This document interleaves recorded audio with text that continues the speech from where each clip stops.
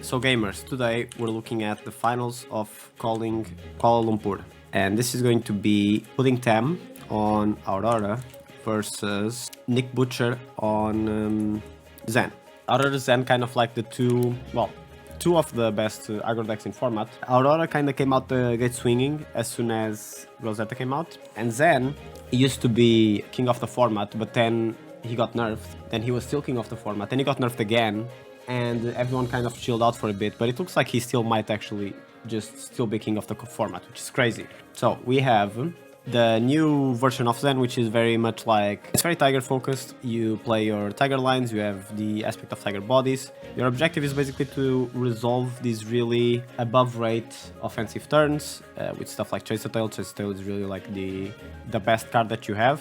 But Nick has kind of gone in a direction here where there's so many ways to turn on Chaser Tail, which used to just be turned on by aspect of Tiger body, that they get to play a bunch of other stuff like Growl, which is basically very weak Chaser Tail. You also play stuff like Molinky, which is very standard. Tiger Swipe, you play Blue Key Unleashed. Basically, you have a lot of stuff that generates Tigers, and you have a lot of payoffs for your Tigers. What Nick has done here is that they built a list where you get to... your combos are kind of more open-ended, right? Now, moving on to Pudding's list, which I haven't looked at yet. Kind of my thoughts on Aurora have been that she's very strong, and obviously she's been getting good results, but I've been kind of worried about how little the Aurora deck has changed since it first came out. I feel like the last big development we had in Aurora, Exude Confidence, which is on this list as well, I feel like this was the last big thing that we figured out as Aurora.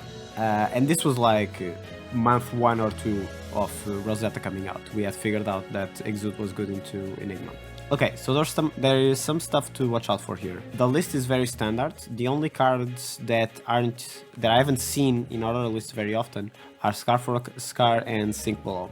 However, I think on a previous review we saw someone else running Sink Belows. Either way, I think we are seeing this slightly more defensive leaning Aurora, and I imagine that this is to deal with aggro mirrors, because I think the defense reactions, they sometimes get you a lot of equity in aggro mirrors randomly. And originally Aurora, the defense reaction for Aurora has been Sigil of Suffering, because it synergizes with Channel Lightning Valley, right? Then the other card we see is Scar for Scar. Scar for Scar is kind of funnily becoming a staple of the format, right? We saw Enigma on 3 Scar for Scar. We saw Nu on 3 Scar for Scar. So this has kind of been it's been a card that's been on the rise. It's a generic, it goes for 4 if you have less health than your opponent, it gets Go Again. And it's just very good at annoying Enigma, basically. This is very hard for Enigma to deal with. In Aurora specifically, this is just another 044, right? These are the kind of cards that Aurora wants to play. It seems to me that what we've done here is we've lowered the amount of Flicker Wisps, we've reduced 1 Lightning Surge, and we put 3 Scar for a Scar. I think the idea here is that 3 Flicker Wisps may be too much. If you've played Aurora and you've drawn 1 or 2 Flicker Wisps in the same hand, you want to just jump off a bridge. It feels very bad. However, this card is like insanely powerful, and you do need it in a lot of matchups, because this unlocks basically a combo finish for Aurora, which is very powerful. Something that I think is interesting is that the second card that we're cutting down on is Lightning Surge. I feel like a lot of Aurora players would tell you that this is a very good card, because it's just 4, the condition is fairly easy to meet, and it's just 4 Go Again. And it's Lightning, so it turns on all of your synergies. The issue here is that Nu is around in the format a lot, and she really loves messing with the arsenal.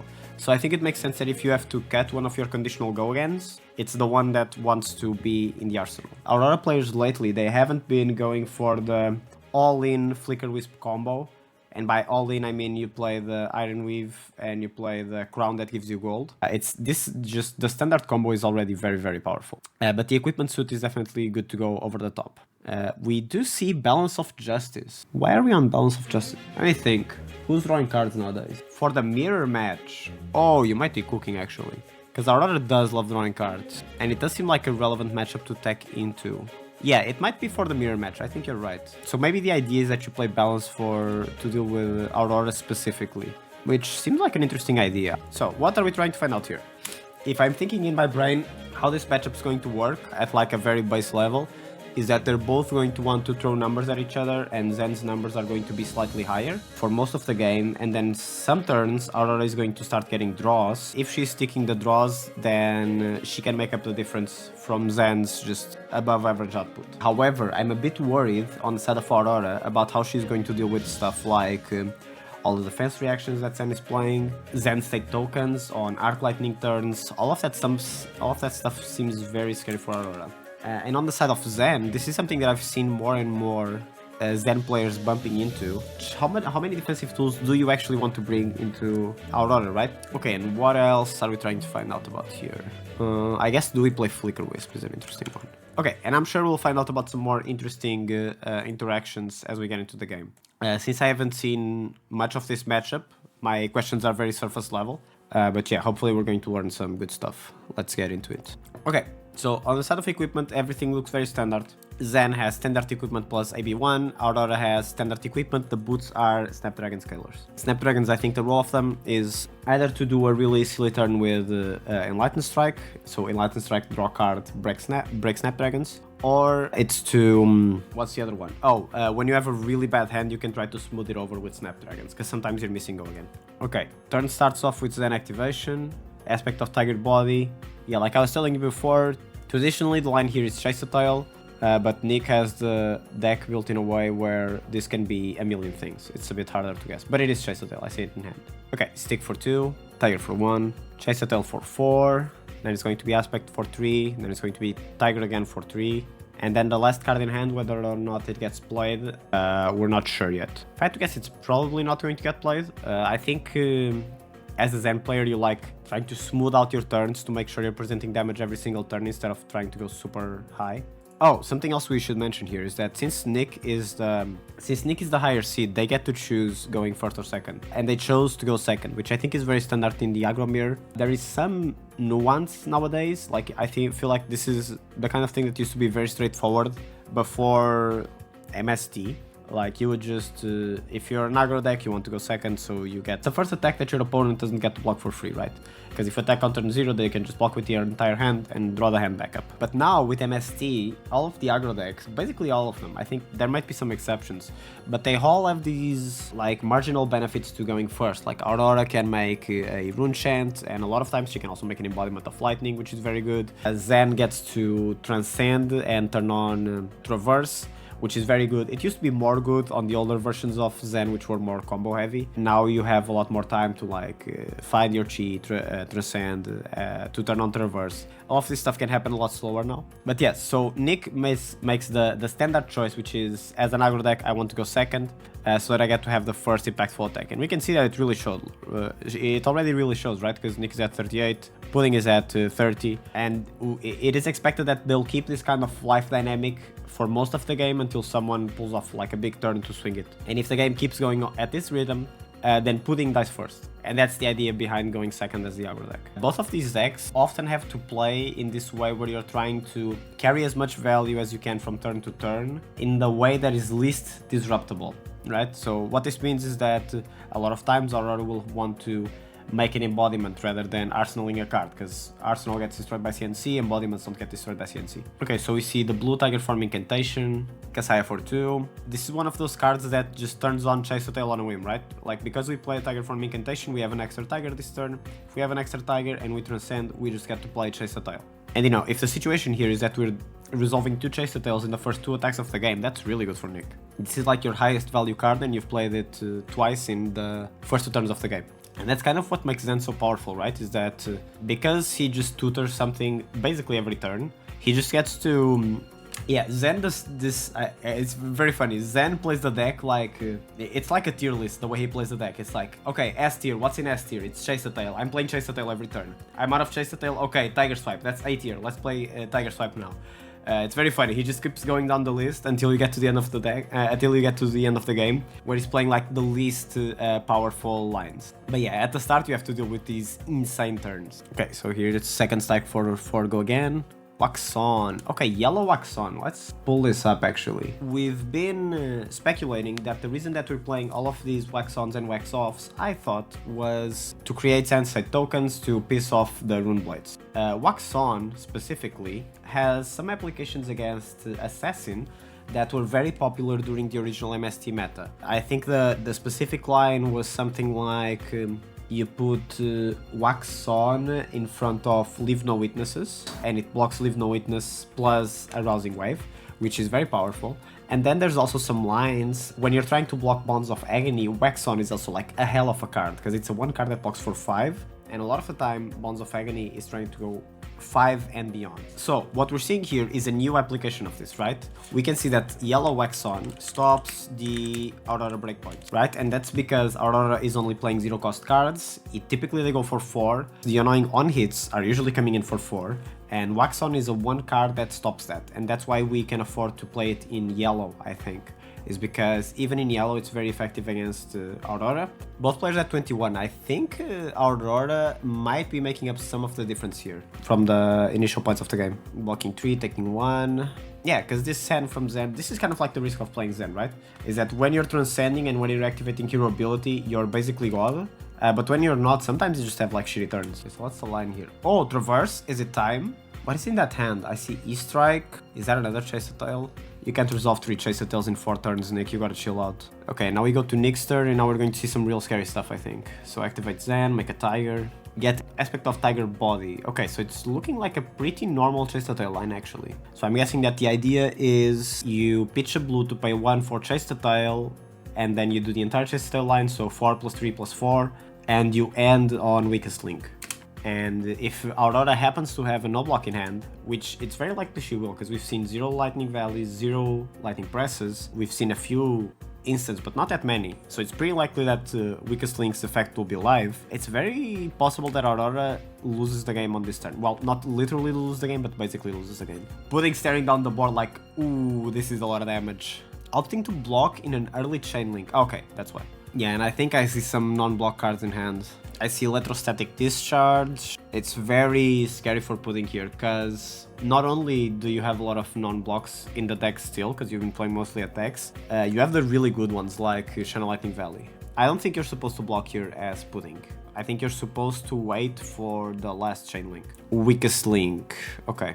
So Pudding does take the damage, which I believe is the correct choice, because now we have to face down the Weakest Link, and this is like the real scary one. Weakest Link in some cases is even more devious than Command and Conquer, because at least with Command and Conquer, if you put Crown of Providence in front of it, you just get to... you trade a card in your arsenal for a random card off the top of deck, right?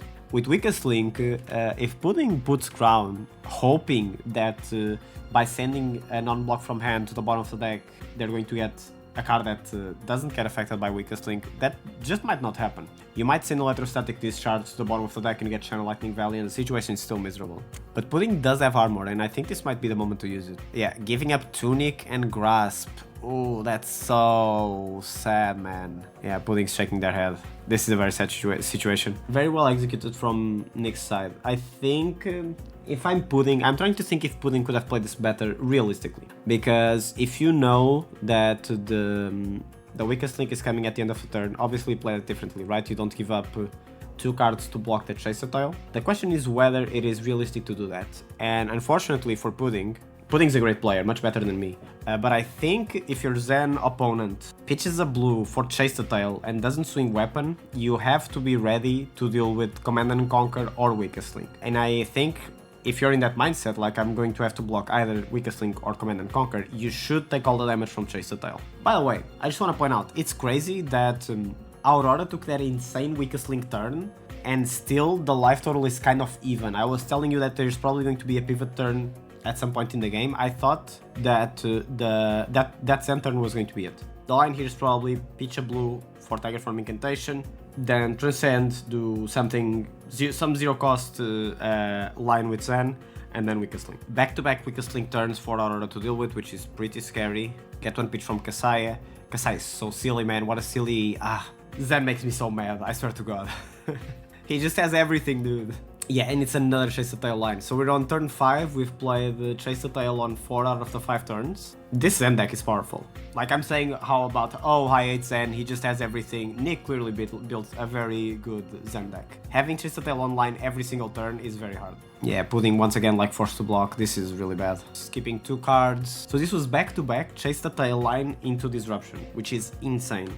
This is, I think Nick is drawing very well, but also this is kind of what the deck is built to do, right? We talked about how there's so much Tiger Generation, there's so many ways for you to turn on Chase the Tail on basically any given turn. You're turning on Chase the Tail so much actually that you need to find shittier versions of Chase the Tail like Growl to keep your deck working after you play the Chase the Tails. Okay, so it's Exude Confidence again from Pudding. Interesting that Nick had a Wax On in hand and chose not to play it this turn. And this is the other like really tough thing about Zen, is that now, once you're in this spot, Zen just gets to play mid-range with you, and Zen is also very good at playing mid-range with you. I think the idea here from Nick Butcher is that the only way that you lose this game is if something really silly happens involving Snatch and Channel Lightning Valley and Lightning Press. And so you want to keep the defense reaction in Arsenal to have more agency if that comes up. Blocking out the entire 5, I see Lightning Press, Channel Lightning Valley, and I think Scar for a Scar is the last card in hand. Which is really awkward actually, because that way you can't keep Channel Lightning Valley around for one more turn, right? You'll need to rely on the draw to find your Lightning card to keep the Channel around, which is really scary. Let's see what's the Arsenal from Pudding here. Okay, so Lightning Surge for 4, go again. Nick's probably going to say no blocks. Yep, Channel Lightning Valley, Defense Reaction, Lightning Press. Oh my god, this guy's crazy. Okay. Pudding is absolutely cooking. This is the kind of stuff where I would completely fumble this because I play Aurora only very casually. But I'm guessing that the idea here is that you're trying to force out as many cards as possible before you decide to use your Lightning Press. Because I think there's a chance that Pudding on this turn wants to pitch the Lightning Press to keep Channel Lightning Valley around, which is very disciplined. I would never go for this line in my life. I would be way too greedy. Oh my heart, that hurts so bad. Okay, so Pudding sends Scar for Scar, and Nick says no blocks, which the tell here is Nick is saying I have a defense reaction. And Pudding is saying, okay, let's see if you have 2 defense reactions, because I'm going to Lightning Press this, it's going up to 7, how are you going to deal with this? And Nick does have 2 defense reactions. So basically just threw all of them at the perfect time. Very fortunate for Nick, this part isn't really, you know, this isn't really good player moment. It is I built my deck well and I got rewarded moment with a little bit of luck. Yeah, now activating Zen with 1 Chi in hand, doing one of those insane 0 cost lines that do a bunch of damage. So it's Kakara for 2, Mauling Key for 5, forcing 2 cards out of hand from Pudding. The game is basically over, by the way, we're just going through the motions here. The way that Pudding has back in the game is if Zen just draws like 4 reds and none of them do anything, which there's not a lot of reds that don't do anything in Levels, Transcend, yeah, and Pudding concedes. Okay, pretty cool game all around. I think this game showcased the power of this Zen deck list a lot better than the last one. Okay, so let's go through our notes here. Okay, so I think this is kind of the way that this is supposed to work. Zen was doing extremely efficient Chase the Tail lines every turn, despite killing first, and despite the insane value from Zen, Aurora was actually kind of still in the game for a long time. I think if Aurora had gotten a juicy Channel Lightning Valley line, where Channel Lightning Valley stood around for 2 turns, drew 2 cards, or you hit Snatch and you like managed to draw some cards, I think there was actually a chance that Aurora wins this game. It didn't look like insanely one-sided. However, I think the problem comes in here at our second question, where we're wondering, can Aurora handle the defensive tools of Zen? And I think that the answer was clearly no. So we saw that the red and yellow Wax-Ons, they both stop Aurora's, basically Aurora everything. So yeah, I think the hardest thing in this matchup, it seemed like, in terms of offensive output, they were kind of evenly matched. The real problem was that Zen's defensive tools were much more effective than Aurora's defensive tools. Because we saw like the Sigil of Sufferings came out, but they never really accomplished anything, if we're being honest. And on the other hand, Zen, when Zen was doing defensive plays, like playing the Wax-Ons, they were like insanely efficient, right? They were blocking on-it draws, they were preventing a bunch of damage, they were protecting us from lightning press. It was just amazing. It was very powerful. Okay, and our last question was, does Aurora play Flicker Wisp in this matchup? We just didn't get to see, right? I'm guessing no. It didn't look like it just didn't look like it. We actually didn't even see Arc Lightning, but it might just be because the game was so quick. But if I had to guess, no. I don't think Aurora is bringing Flicker Wisp here. I don't think Flicker Wisp look particularly good in many situations in this game. So I think no, I don't think it's a good idea. Okay, and that's it for today. Thank you all for tuning in. Thank you all for showing up. I'll see you guys on Monday rewatching Calling Chicago.